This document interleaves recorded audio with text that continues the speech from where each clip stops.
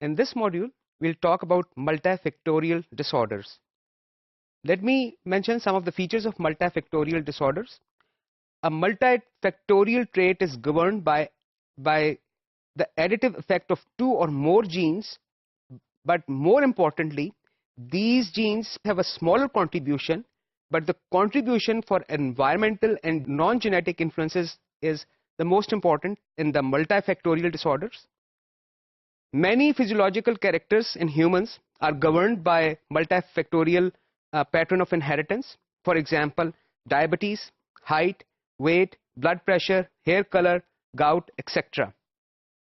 You may have noticed that even monozygous twins, meaning identical twins, some of you may have monozygous twins or identical twins in your families.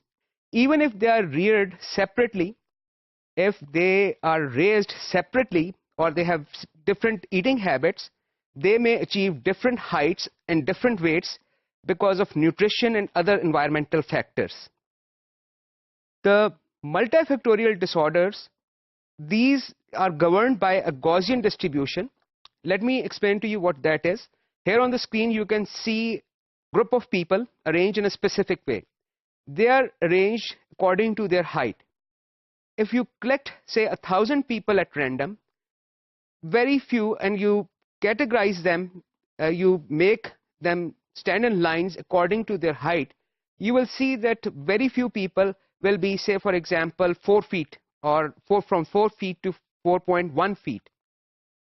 From 4 feet to 4.1 feet to 4.2 feet, you have the next group, so on and so forth. The majority of the people will fall in the category which is the average of the population. As you go to both the extremes, very short height or very tall height, the number of people will be fewer.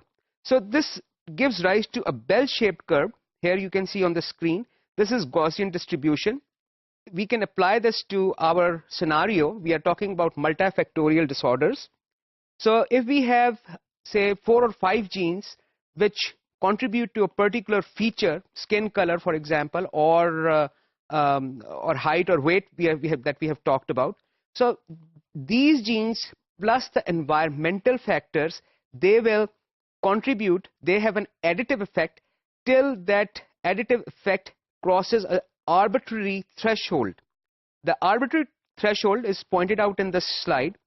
If we are talking about a multifactorial disorder, for example, diabetes or blood pressure, if a person unfortunately inherits bad copies of genes, several of them are bad, plus the dietary style or the lifestyle of that individual also is not very healthy, that person will cross the arbitrary threshold and will display that disease.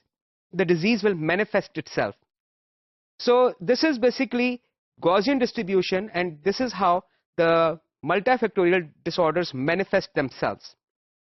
Recurrence rate for first degree relatives, I'll explain what first degree relatives are in the next slide, but let me tell you, first degree relatives are, I will mention that first degree relatives are basically who have 50% of our genes in common, like parents, siblings, or children. So the recurrence rate is 2% to 7%.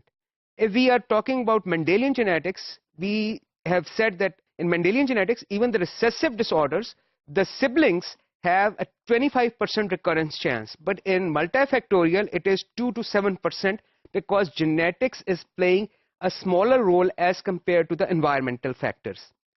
The probability recurrence rate for identical twins is 20 to 40%. Identical twins basically means they have exactly the same genes in both individuals have same genes, they're identical genetically. Even in them, the recurrence rate is not 100%, it's not 50%, it is 20 to 40%. So this figure shows basically how important the environmental factors are as compared to the genetic factors. Here on the screen you can see a graph, a pedigree, and which tells us the degree of relationship.